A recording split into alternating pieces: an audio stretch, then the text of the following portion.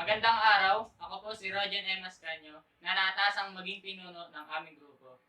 At nagmula kami sa Secret Kingdom. At ang aming i-report ay ang Genesis 2. Ako po si Hazelyn Tyler. At ako po si Eugene Escan. At kami po ang naatrasan na iulat ang panimula.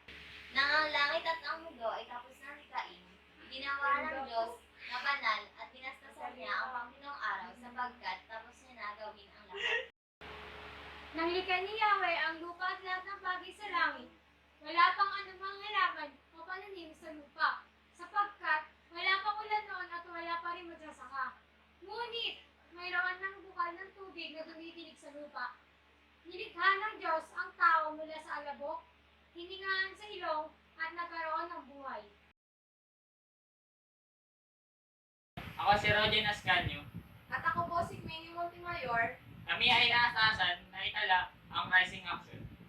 Sa unang bahagi ng Rising Action, dito nakapaloob ang pag-usbong ng halamanan sa Eden at nilagay ng Panginoon ang isang lalaki upang bantayan ito. Sa gitna naman ng halamanan ay nandirito ang puno ng kabutihan at kasamaan. Sa kalagitnaan ng Rising Action, may apat na bahagi ng libro. Ang una, ang fiksyon. Pangalawa, bihon. At pangatlo, Igris. At panghuli sa pang-apat ay Euphrates. Huling bahagi ng Rising Action sa Genesis 2, inilagay ng Panginoon ang nilalang na lalaki sa tinatawag na puno ng kabutihan na kung saan inatasan niya ito na pwedeng kumain ng kahit anong bunga ng mga punong nasa paligid na ito maliban lang sa punong ito. Magandang araw. Kami po pala ang naatasan na mag-report ng climax ng Genesis 2. Ako nga pala si Tricia Gacy Angeles. Ako po si Kyle Ernest Estrada. The Lord God said, "It is not good for the man to be alone. I will make a helper suitable for him." Now the Lord God had formed out of the ground all the wild animals and all the birds in the sky. Dinala niya ito sa lalaki upang malaman kung ano ipapangalan niya rito.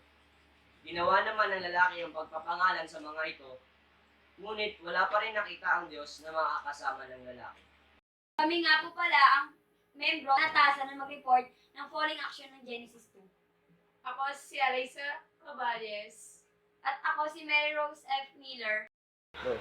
Pinatulog ng Diyos na mahimbing ang lalaki upang humugot sa kanyang tadyang at gawin itong babae.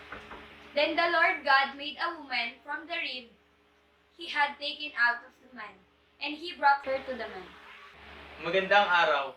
Ako nga pala si John Vixen Valencia, ang naatasang mag-ulat tungkol sa resolution. At sinabi ng lalaki, "Ngayon, ito ang buto ng aking mga buto, ang laman ng aking mga laman, kung kaya't nararapat siyang tawaging babae. Dahil siya ay kinuha mula sa lalaki." Ilan kung bakit iniiwan ng lalaki ang kanyang mga magulang at naikipag-isa sa babae. Si Adan at ang kanyang asawa ay pareho na nakahubog, ngunit wala silang nararamdamang iyak. Umaga sa inyong lahat. Ako pala si John Paul A. Fabricante na nagmula sa Secret Kingdom. At ako ang naatasan na mag-ulat sa tema ng Genesis 2. Ang tema ng Genesis 2 ay paglikha o creation. Dahil dito nakatuon ang paglikha ng Diyos sa mga halaman at sa tao. Ang pangalawang tema ng Genesis 2 ay ang pagmamahal.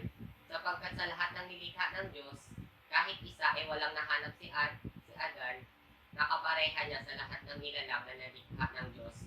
At siya ay patuloy na naghahanap ng kalinga. Kaya mula sa alabok, hiningahan niya ito at muling nakalikha ng bagong nilalang na makakasama ni Adan.